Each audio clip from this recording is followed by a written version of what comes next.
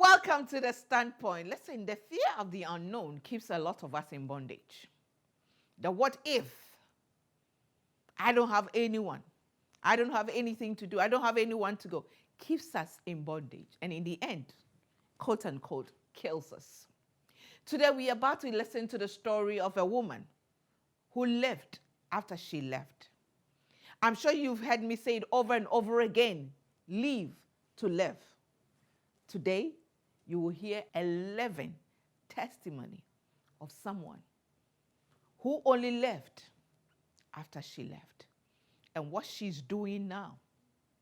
6 years of bondage, 6 years of abuse. Well, it's not my story. She tells us better. Welcome to the standpoint. Let me say thank you to GTP for my cloth. This is new style. And thank you to Liran Collection for making this outfit for me. I love it. My togas, trouser togas. And so thank you so much to her. And thank you to Note Cosmetics, distributed here in Ghana by Silver Queen Cosmetics. Thank you. Beautifully applied by Glow in the Dark. Ampoma, thank you so much. We take a break. When we come back, we meet the Reverend Doctor who left after she left. We'll be back.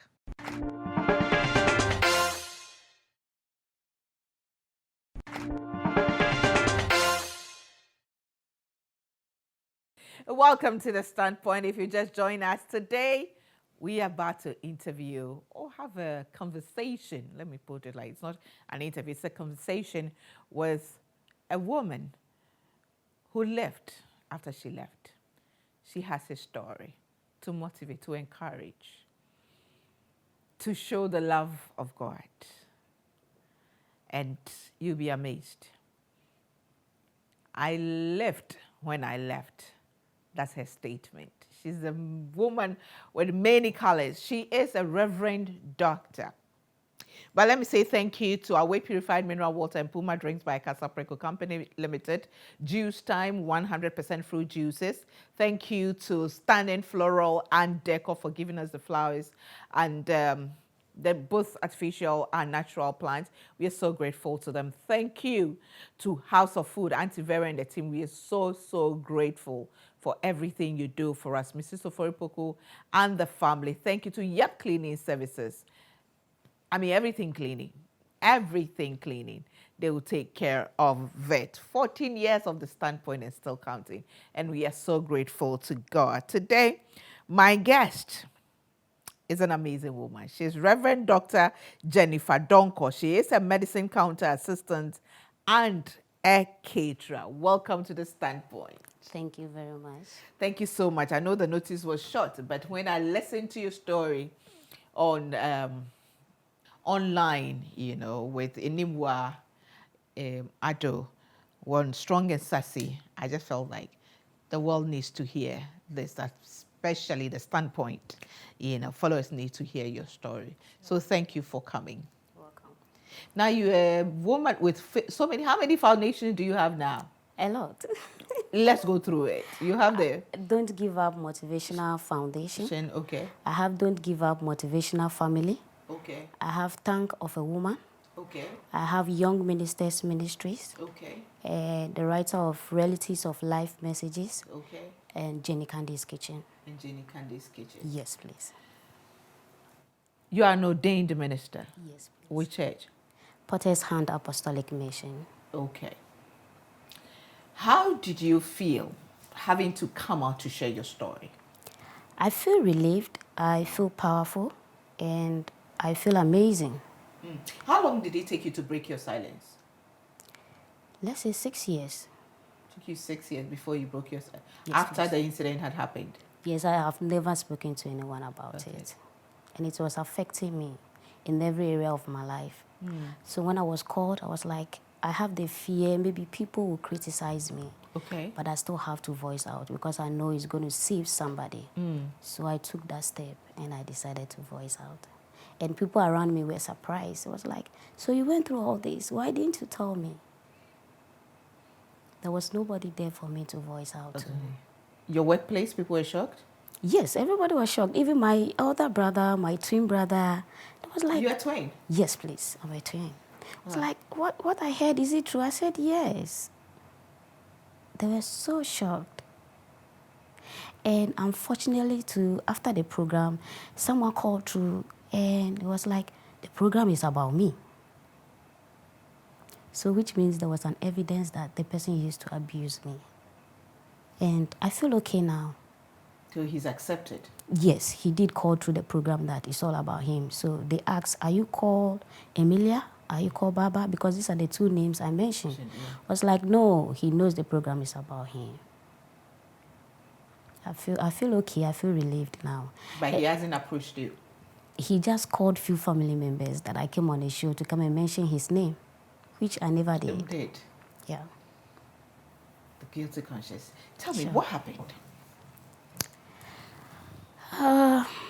It's a whole lot. You know, when it comes to matters of love and the heart, it comes with personal decision. Yeah. So I decided to give a try about the whole relationship thing. I said, okay, because I was struggling to get a place to sleep.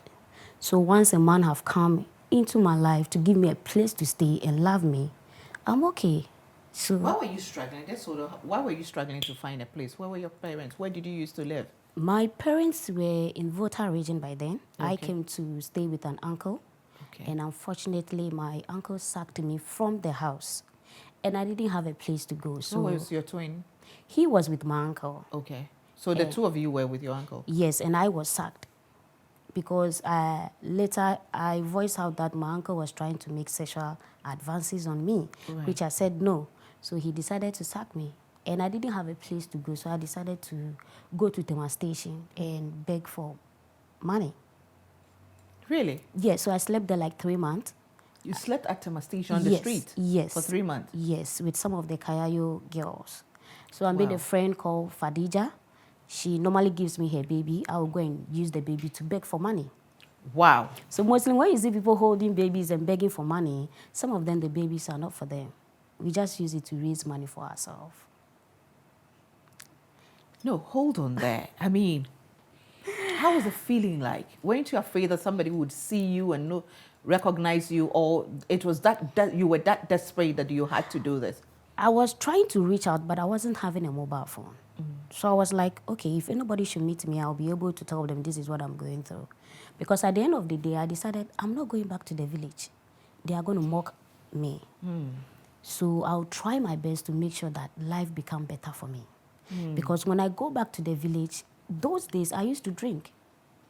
So I felt like when I go back, I will continue drinking. So I decided to endure it. I used to beg for money from Art Center. I'll walk all the way to Labadi, get money, come in the evening. I'll come and meet Fadija. Then we share the little money we had at the end of the day. Wow. Yes. You've been through a lot. A lot. But I'm thankful for it. Amen. Yeah. Amen. What was your educational background then? But then I've completed SS. SS? Yes. Okay. So how old were you?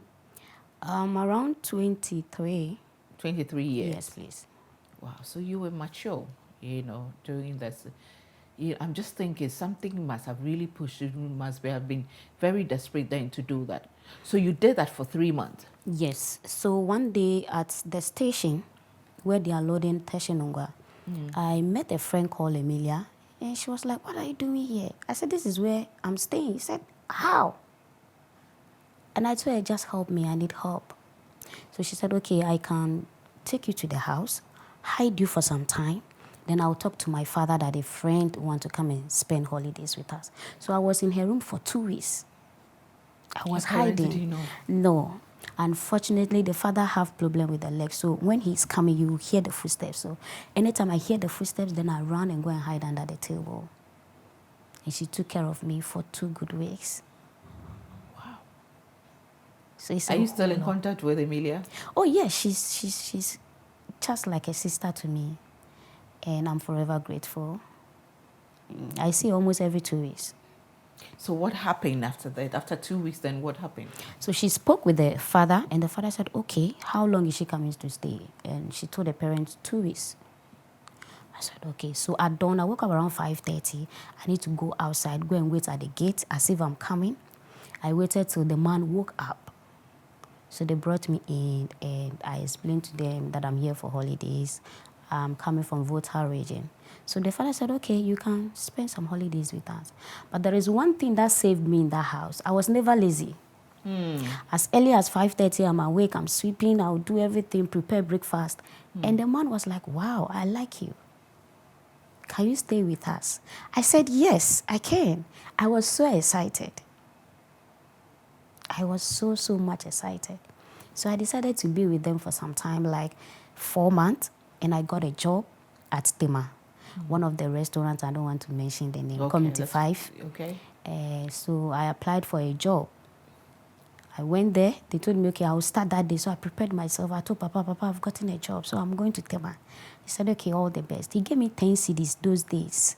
It was a huge amount of money. This is which year? 2010. Okay. So I decided to go. I went there, and the people told me, you don't have jeans trousers, you don't have apron, you don't have napkins, so you can't start. I was like, I'm left with 1 cedi, 30 pesos. I'm coming all the way from Tebibiano to Tema. So I need to go back. And I was walking from Tema. I was almost at Sacramento Beach when a private car stopped. He said, are you okay? I said, yes, I'm okay. He said, I left something in the house, and I've come to meet you on the road again. So I explained everything. The man said, get into the car, let me take you to the house. He took me to the house and gave me money, a huge amount of money. He said, buy whatever you want and start work. So I went to the station. I met my friends again, the Kayayo girls. I gave them some of the money. We had fun. I bought my things. Then I started the work. And the work was not easy. Single room, we were like 15. Sleeping in one room? Yes. And the pathetic thing is there was no light, because the woman said the light bill that came was around 3 cedis. So she decided to remove the bulb. And we were sleeping there like that. Wow. We are one of the restaurants in Tema Community 5. So we have to endure. And when you finish your work, you can't go alone, because at the back of the house, we have some boys who smoke weed. So when you are going alone and they call you and you decide to do yourself some way, they chase you. So you have to wait till your friends finish. Then we go in a group. And we're paid 70 cedis a month. So I was there for like 2 months. I was like, no, if I don't leave this place, I will die. Because we have time that we collect food. That is around 7. So after 7, if you're not there, you are not going to eat. So at the end of the day, we come back from where we are supposed to go. Then we get leftover from the restaurant. I had a friend called Mabina. Then we sit at the back and we eat the leftover. Secondly, when you make a mistake in the kitchen, they will deduct 5 cedis. Those days, I didn't know anything. So I made so many mistakes. At the end of the month, I can receive like 40 cedis. Out of the 70 cedis? Yes. So I decided to leave. Wow. Yes. I left and I went to my auntie's house at Jolo. She was also cooking for some foreigners, and they don't like to see visitors around. Okay. So I need to be with her, be in the room for 1 year. I didn't go anywhere. Wow. She was a caterer. You stayed in her room for 1 year? Yes. You didn't step out? Mostly we go Sundays when we are going to church. They are not around. Then I go to church with them. But to personally go out, I never did. So when I'm going to bath, my cousin will monitor, okay, they are not around, go and bath. So they have their self-contained, and I was there for a very long time. So one day I decided, I was starving. I decided to go and buy gari and some sugar outside. I kept long because I have to walk a distance. So when I came back, I missed the gari in a rubber. I just opened the gate and the people were sitting there. Who are you looking for? I said, my aunt. She's not around. Go. You look like a thief. And I went outside, sat there, ate my gari, and I was looking for water to drink. That was just around Fiesta Royal Hotel, behind the estate over there. I have to go from house to house and ask for water. When I came back, my auntie was not back. I was not having mobile phone. So I have to sit there till my auntie returned, and it was around 7 p.m. And that one, she have to wait for the people to go to sleep before I get in. But I was able to survive there. Let me take a break. When we come back, we'll look at, how you got, I mean, so far, even the things you've been through, you've been abused in some various stages, Sure. financially, emotionally, psychologically. Wow. And then you got a physical as well. Yeah. Well, I take a break, but before I go, look at these pictures. This is her. The pictures that you're seeing on the screen will come, and then we'll talk about that. You're watching The Standpoint. I'd like to say thank you to all those who have supported, sponsored us over the years, and we pray that you continue. To those who have left us, please come back. You see that we've proved to be consistent. 14 years and still going strong. And we have testimonies from this platform. So please come back and be a part of the family. We'll be back.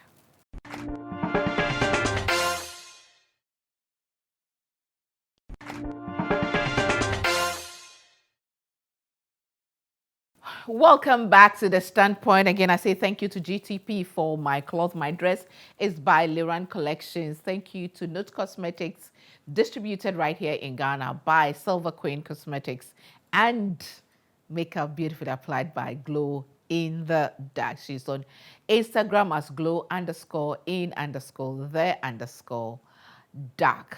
And she will sort you out. And my guest today is the Reverend Dr. Jennifer Donko. So far, are you shocked? Well, that's just the tip of the iceberg. There's more. Reverend Doc. Yes, please.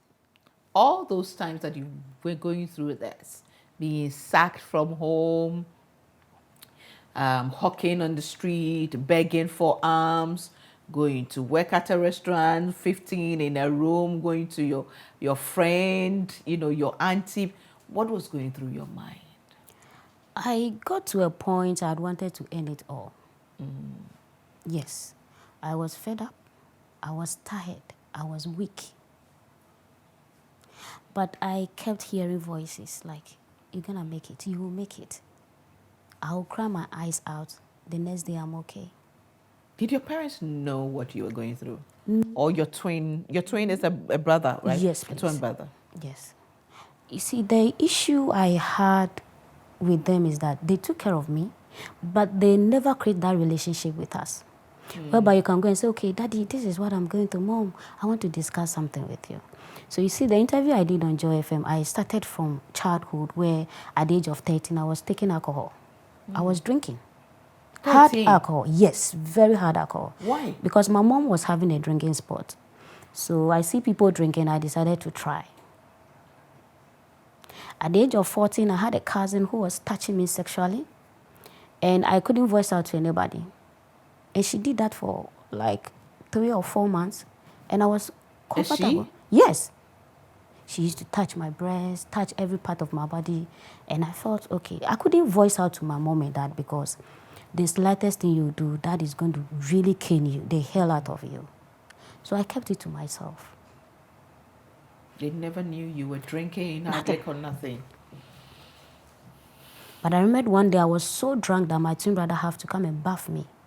I think you remember that day. I was so drunk and I messed up the whole room. He had to come and take me out and bath me. And I was dying. My mom said, you died. Dad, I think my mom saw me. Said I was dying. He said, so you drink? I said, yes. But she didn't really take it serious because the relationship was not there. Okay. What made them send you to live with your uncle in Accra? Your uncle was in Accra, right? Yes. Okay. Because I was in Volta region working in a nightclub. Imagine someone who... At what age? Nightclub after SS. So I was working at the nightclub. And the drinking and everything was... The thing started from GSS down to SS, followed me after SS. So I got tired and I went to my parents and said, I want to go to Accra. I want to go and stay with any of my family members to make life. Because I realized they can't even handle me in the village. Yeah. I go to nightclub in the village, I so drink. You yourself were not comfortable with the life you were living? No, I wasn't.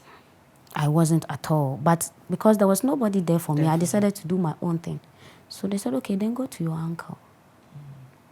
And that day I went to church. I came back. My luggage was outside. I asked, what have I done? He said, you went to visit your boyfriend. I said, no, I went to church.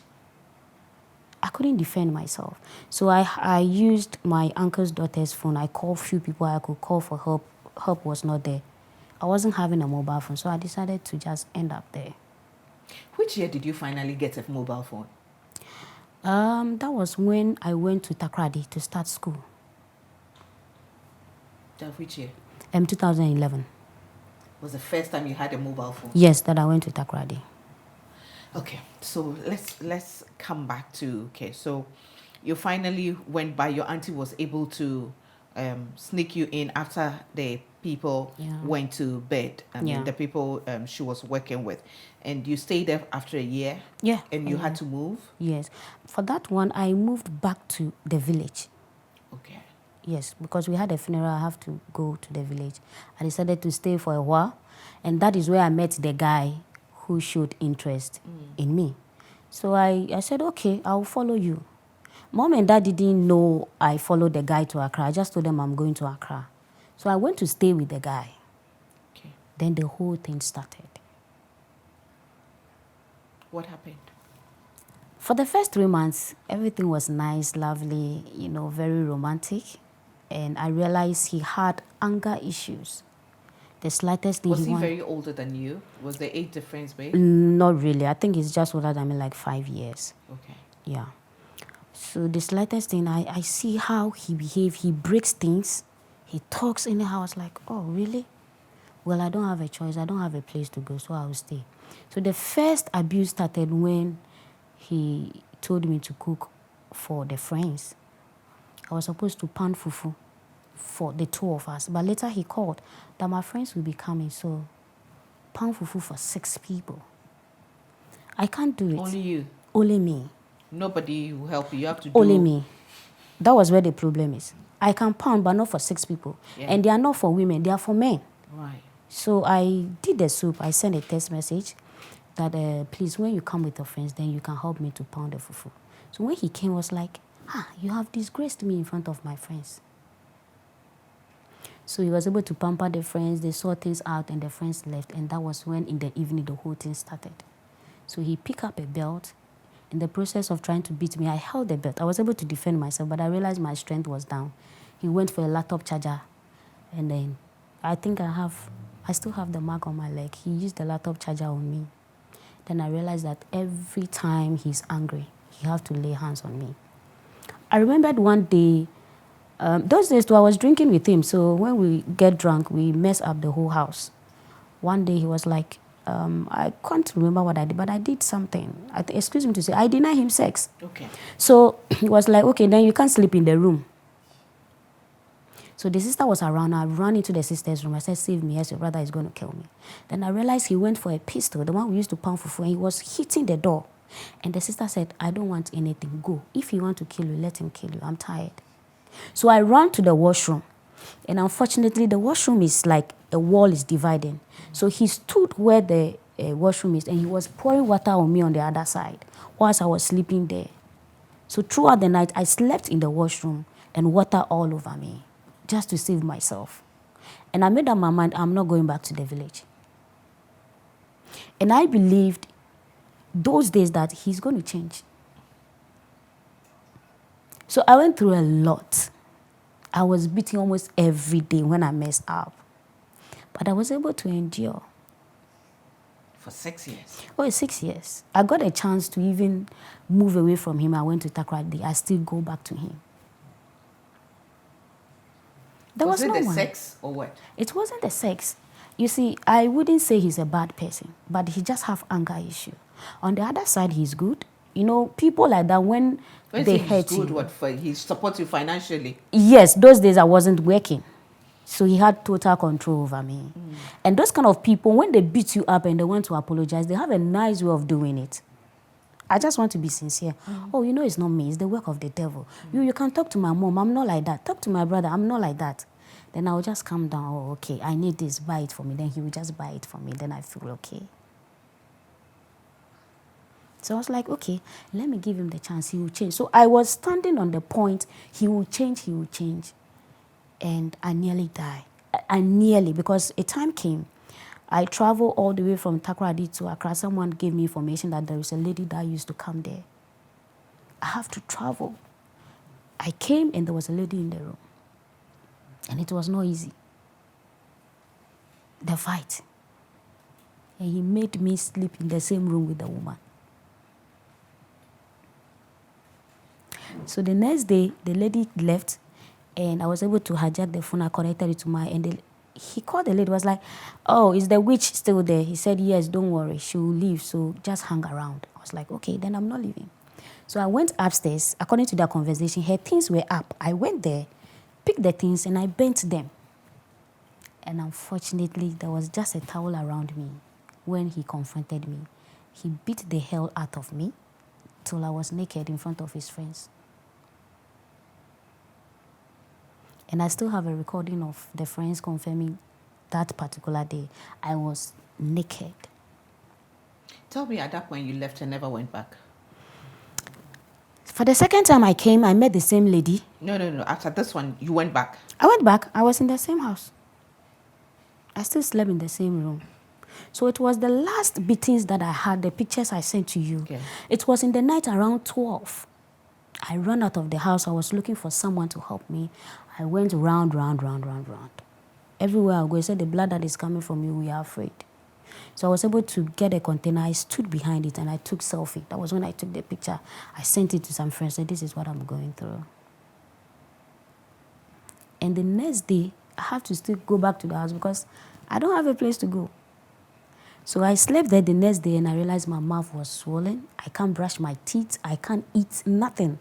I was just sleeping down like that. And that was how come I got those pictures. So much in pain. At what point did you leave? The second time I came that I met the woman, but then I've gotten opportunity to go to school. Woman? Yeah, the same woman. I went to Takrady to Sam's College of Business. Okay. So I was schooling at the same time. Then he took you to school? He was taking care of you? He supported me, but not fully. Okay.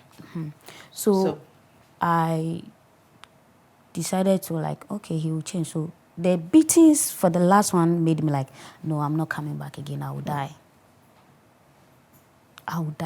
So you went to Takrady and you didn't come back? Yes. So I had so many text messages, I'm going to kill you. But before that, he had something under the bed.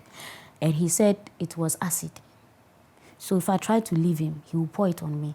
And I had that mentality that, hey, acid, when they pour it on you, you are finished. So the slightest thing he would do to me in the room, I'm still calm. Because he will remind me there's something under the bed. And I saw the container. So sometimes he would beat the hell out of me. I'll pack my things. And he was like, I'll pour the acid on you, then I'll stay calm, nicely. So when I got a chance to go to school, and I was like, okay, now he doesn't know Takrady, he doesn't know where I stay. So why can't I leave and better my life? So I had so many text messages, I'm going to kill you, I'm going to pour acid on you, I'm going to destroy you as you destroyed me. I was so much afraid. So when it happens like that, I'm afraid he will come and look for me. Then I'll just carry my bag. I said, I don't want this guy to hurt me. Then I'll go for a weekend. Then I'll come back again. But until one day I said, no. I met a friend called Austin. By then he was in poly level 200. May he so rest in peace. He was like, I went for nightclub. I was coming and he met me. Was like, nice lady like this and you are drinking. So he brought me to the hostel. And he told my roommate that he met me drunk on the way. So the next day he came. I was like, I want to invite you to church. I said, me, I won't go. He keep on coming until one day I said, okay, let me follow you. I decided to go and there was a lady there as a pastor. It was like, you are a woman of God. God have called you. And I laughed. You don't know my past. You don't know where I'm coming from. I told this woman, you are Which joking. God has called me. I just said, this lady is joking. But in a gradual process. So by then I was still receiving messages from the guy. The guy keep on calling. And the lady was able to train me within 2 weeks. And I started going for evangelism with them. Gradually. Before I realized, I just picked up like that. It just came from nowhere. I just picked it up and I started the ministry thing. Talking to people listening to me. I was like, oh, wow. 2 years later, I was made a branch pastor in the church to handle the branch. And I was like, wow. Takrady. Yes. I was in Top Chapel International. Lady Reverend Baba Jirako. God bless you so much. That's my sister, my younger sister. She's amazing. She will discipline you right now. Oh yeah. Call you in front of the church and give it to you. Then you go and sit down. Yes, She's she'll say amazing. it as it is. So she really helped me. Really, really helped me. And I became a better person. I'm not surprised that she's the one because she also has quite a horrible past. Yes. So I also spoke to her about my past. And I was like, okay, God, I've really called you. You're a powerful woman. I'll help you out. So those counseling and those things made me not to go back to the guy. But for the 6 years, it was hell. It was, I don't know how to describe it. He can just use anything on you because he when he gets angry, you see him shaking. He can use anything on you. Have you sat down to really analyze and find out from yourself what really made me or what kept me going back to him? I love the question. He's a giver. He doesn't mind giving you his last money. And secondly, he's good on bed. Just be sincere. Oh, yeah? Yeah. He is good. Yeah. Those people are very romantic. They just have their other side. So that kept me going. Yeah. And those days, because I wasn't working, when I need money, I have to go. Because he's the type, he won't send you Momo. No, come and visit me. Come. Yeah. You are my wife. Those days, that's how you come. You are my wife. We are married. No, you were not married. You're just living together. You didn't know your parents, nobody. We are from the same place, so he knows my parents. Okay. Yeah. But your parents knew you were with him? They didn't know. Okay. He hadn't taken drink to your parent or nothing? Not at all. That's why I wanted to clear the air. People are saying my husband. I was never married. It was a relationship that I went through all this. We got to a point he wanted to marry me, but I was like, wait small. I will have been dead by now. Yeah. You know, I asked you this question because sometimes we are quick to judge.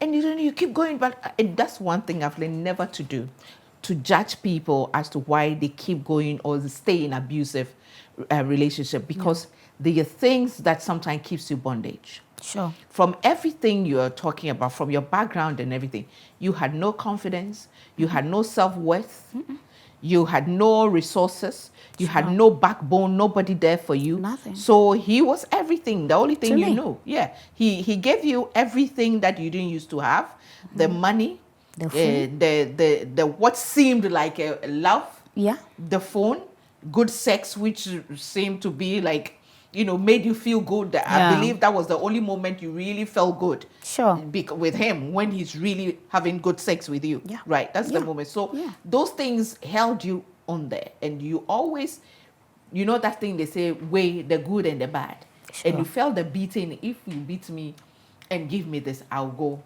back. And there are lots of women in such situations. Yeah. And that's what holds them. Sure. That's why I asked you that. Thinking, now with the benefit of hindsight, understanding what held you bondage to him, what is the message you give to people when you counsel them? You see, whatever reason that you are holding on to that abusive relationship, let it go. Free yourself, because it will be the same reason that will kill you. I was holding on to the things he was giving me and the sex, and the things nearly killed me. So if you are looking on to your children, go save your life and come and save your children. Because some people started with a slap. They couldn't wake up.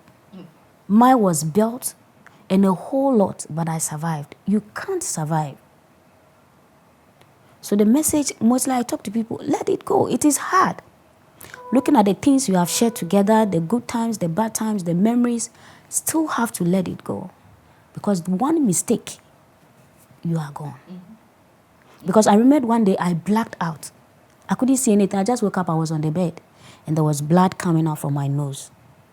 I was like, what happened? Then I remembered he slapped me. I found myself on the ground, and he was using his leg to hit my head.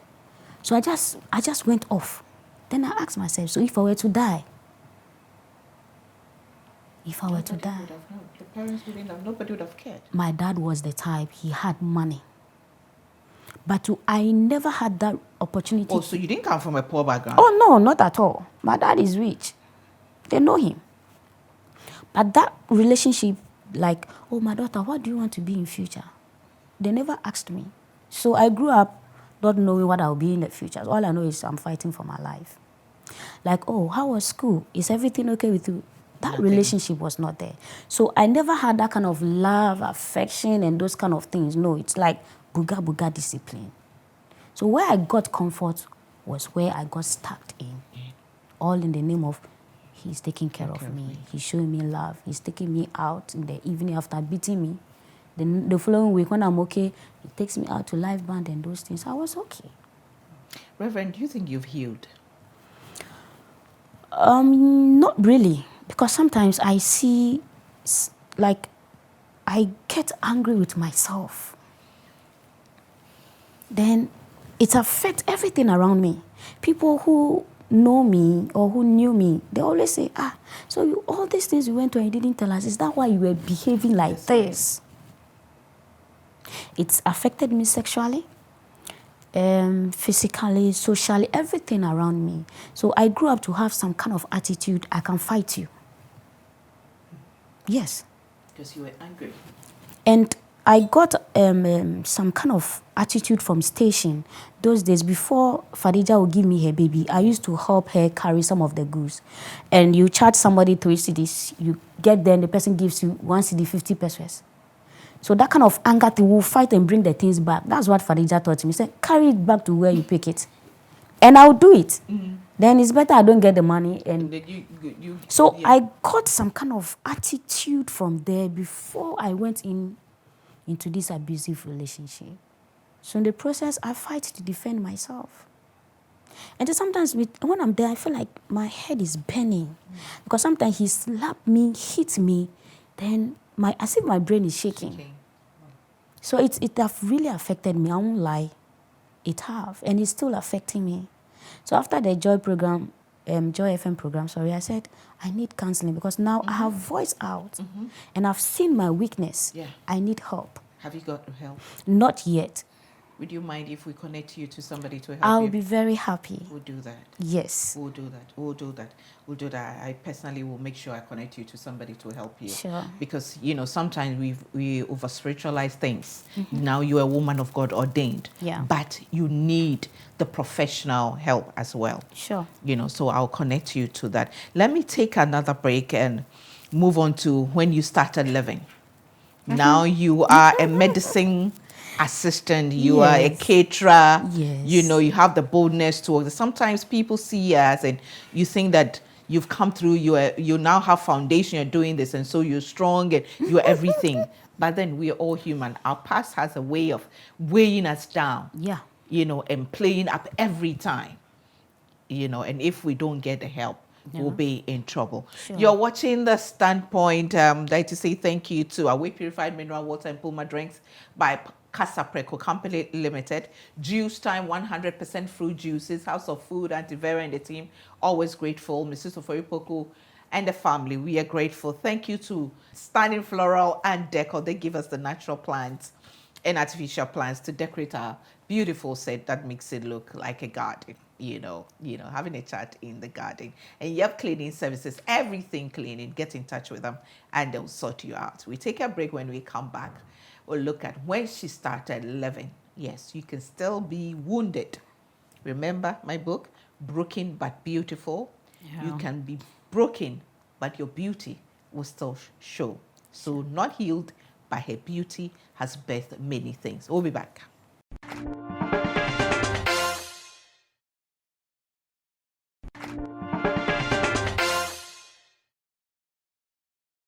Welcome back. I hope you've seen some of the pictures as well to prove her story. And no woman will put her face on TV to talk about these things if it's not true. First, believe the woman. Believe it when she tells you the story.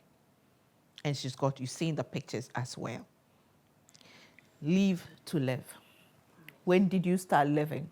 So after joining the church, finding Christ, and doing evangelism, being ordained, and then what? You did, you went back to school to do your assistant medicine course? Yes.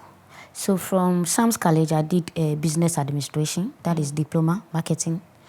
And from there, I had a food joint with Lady Reverend Baba, the chef. So we were having a food joint at Takrady. They ran it very, very well. Then I got opportunity to go to Ho to go and do a medicine counter assistant. So this is the second course I'm doing on the same program. Wow. So I did the medicine counter assistant. I came back and I got a job in one of the hospital at Takrady, All One Health Center. And I was working as a medicine counter assistant. From there, I was able to gather some money. Then I opened Jenny Candy's Kitchen. Okay. I was serving lunch to some companies. And I was like, okay. But before I established that place with Reverend Baba, I was selling kebabs. She encouraged me. You are home, you're not doing anything. Let's do something. So I'll be selling kebab, shito. When there is wedding, she will tell, hey, Jennifer, come and do something for yourself. So money was really coming. Good. Then I decided to, rearrange myself and rearrange my life. And I decided to set up the place. It was booming. Everything was nice. I also got into another relationship and I realized the guy too was becoming abusive. Then I cut him off. Fast. Not again. 6 months off. Great. Then I was just there. I was crying. I nearly take a chemical to end my life. I was lying on the bed and a voice spoke to me, why won't you start an NGO? Then the name just came, Don't Give Up Motivational Foundation. I never struggled. It just came like that. I said, okay. I prayed about it. Then I started talking to people that if you have a problem, talk to me. If anybody need help, I want to help. So from there, I had a call from a friend. He said, there's a job in Accra. Why won't you move to Accra? So I started working with Emery, Ghana. Yes, as a caterer. And I've been with them for 3 years till now. Wow. Yes. So from there, I was like, okay, then let me start the NGO. With the little salary I have and the little salary I receive, at the end of the month, I have a particular money, I take it down. It's going to be for the people on the street. So I started going to Circle to make research. I see people lying on the street. I talk to them. I share my story with them, how I started. And I was like, okay. So I was able to gather most of them, talk to them, then I give them food. Then the initiative started. And God being so good, through that I was able to receive a Doctor of Philosophy. I was under Doctor of Philosophy from United College of Brazil. Wow. Yes. And I was also awarded Corona Warrior. Those days I used to go around, talk to people about Corona, give them food, talk to them, motivate them. So through that, I'm able to get about 40 sons and 30 daughters. I came with one of my daughter, Esther. I got all these people from the humanitarian works I'm doing. Wow. And it have really built me up. And I was able to get a group on Facebook called Don't Give Up Motivational Family, where we motivate people who are going through issues of life. We are 11K now, 11,000 members. Wow. And we are doing so well. And yearly we donate to people. I have some pictures that I visited people with disabilities in Takrady. I have regional leaders too as well with my NGO. If you go to Koforida, we have leaders. Kumasi, we have. Ho, we have. Most of the regions have leaders. So if you want to donate or anything, you just have to contact them. Okay. Then they are there. Well, what's the number to contact if people want to support you? 024 644 8631. That's my number. 0244 024 Yeah. 644 024 644 86 86 31. 31. Okay, Yes. we'll put it on the screen as well. So people can donate anything, cash and in Yes. kind, Yes. to support Yes, please. your program. What is next for you? Right now, my dream is to have the biggest orphanage in Africa, where I can train people in short skill courses. Then they can also come out and establish themselves. That's all that I'm looking up to. I want to take people off the street, learn something, build them up. So I want to do it in such a way that when you learn the skill, we get you a job, you work, you do work and pay. At the end of the month, we deduct certain money from your salary. Before you finish, the money we have taken from you, we use it to establish a place for you. Then someone can also come and learn from you. So that is all that I'm dreaming of. Nothing else. What's your friend? What's the name? Is it Kadi? Fadija, I've Fadija. tried looking for her. I think she had been married to a man, so I can't find her. But I'm sure one day she'll come across this video and she'll get in touch with me. Yeah. If she's watching you right now, yes, what would you like to say to her? I would like to say thank you so much. Even though she is a Muslim and I'm a Christian, she never changed her mind towards me. I just want to say thank you so much.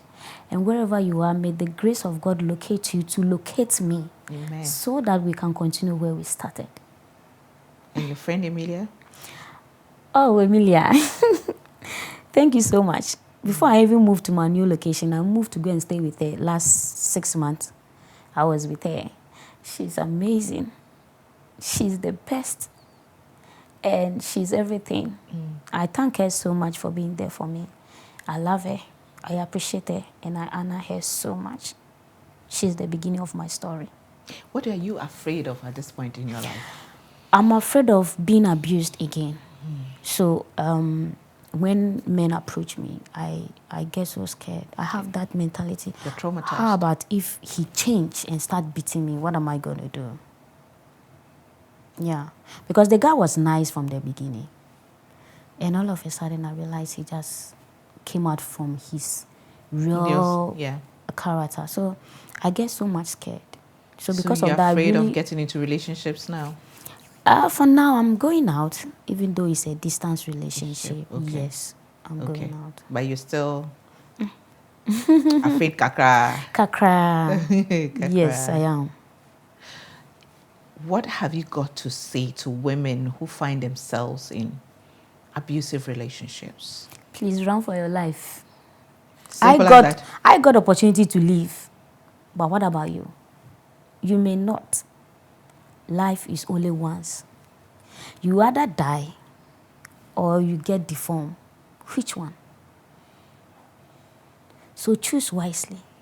Then it's better I live with a broken leg than being in a grave, regretting for the things I should have lived for. So I know it's hard for you to voice out, because at the end of the day, they will tell you, oh, God hates divorce, so don't divorce. Please, there are so many things God hates. At the end of the day, we are flesh. We still make mistakes. We still do them, but God have never condemned us. And God is not going to kill us for making mistakes. And divorcing is not a mistake. Leave is a decision. God says, I hate lying tongue. But every day we lie to defend ourselves. Is God going to kill us? No. Leave. God will not hate you for divorcing your husband or your wife. Leave and save your life. Reverend Doctor, thank you for being so candid.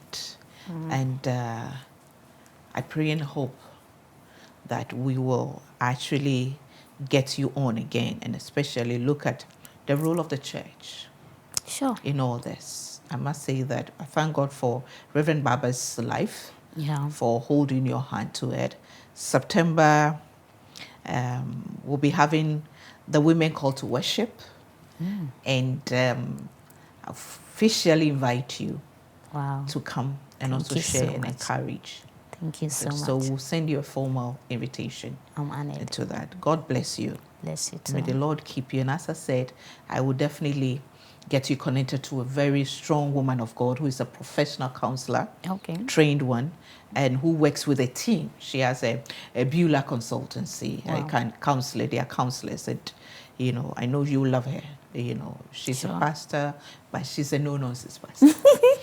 You know, she says it as it is. A lot of pastors are not too happy with her. But I'm sure maybe, you know, she's Reverend Mrs. Teresa Wiafia Sante. I don't know if you've heard her name. No. Yeah, but definitely. Sure. You know, I will connect you to it, and then other people, and we'll take it from there. Sure. Thank you for sharing, and God bless you. Bless you God too. bless you. So if you want to support her foundation, if you want to invite her to come and speak, to motivate, to encourage, she's there. If you want her to come and cater for your programs, the number is on the screen.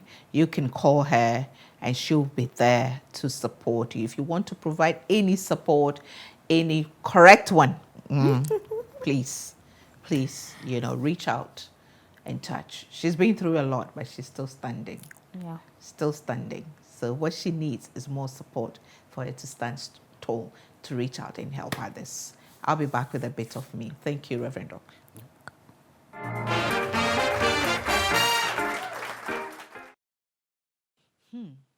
Life is tough.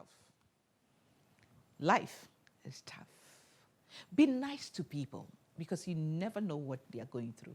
You have no idea where people are coming from, their background, their challenges, the pains and the hurts they carry, the baggage that is weighing them down.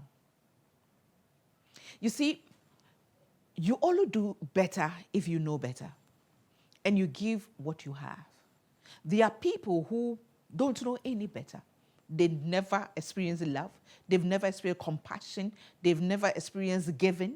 They've never experienced true love. I mean, people do what we or you and I may consider crazy because they haven't had it. They haven't experienced it. Life is tough. We all have stories, right? But some people's stories are just, I don't even know the word to give it. So let's look out for each other. Parents. Some parents don't even know who their children's friends are. They don't even know the school fees of their children. Look out for your children. They are your responsibility. Once you become a parent, you have to be selfless. And you out there, irrespective of what you're going through, please be positive. Don't give up on yourself. Live to live. Abuse must not be, there's nothing spiritual about abuse. There's absolutely nothing spiritual about enduring abuse. Our Lord Jesus Christ died on the cross. He took all the pain and everything, the misery, the shame and everything. He took it all. He said, it is finished. So you and I don't have to endure beating from another person, insult, demeaning, being made to feel like we are worthless. Sometimes, yes, you may have a good reason, you may not have, but live to live. It's better you're on the street, begging for alms. On the street, working for some people, doing whatever it is to survive, even eating sand to survive, than to stay and be killed. There's a local balance or saying, once you are alive, everything and anything is possible. Dear abused woman, I do not judge you because I do not know your story. Listen, we say live to live because we have been there before. You should read my books. You will understand why I'm so passionate and angry about this. The material things we get, the beautiful things that you're giving, the good sex or whatever it is not worth that abuse that you're going through. Listen to me. God is faithful, irrespective of where you've done or where you're coming from. God loves you. And he's a God of chances and opportunity, and he will keep making a way for you. I'm a woman with super crazy faith in God. I know God can change every situation, but he has given us wisdom, and he expects us to use it. Move and expect God to carry you. Where God leads, he guides. Thanks for watching. See you same time next week. Bye for now.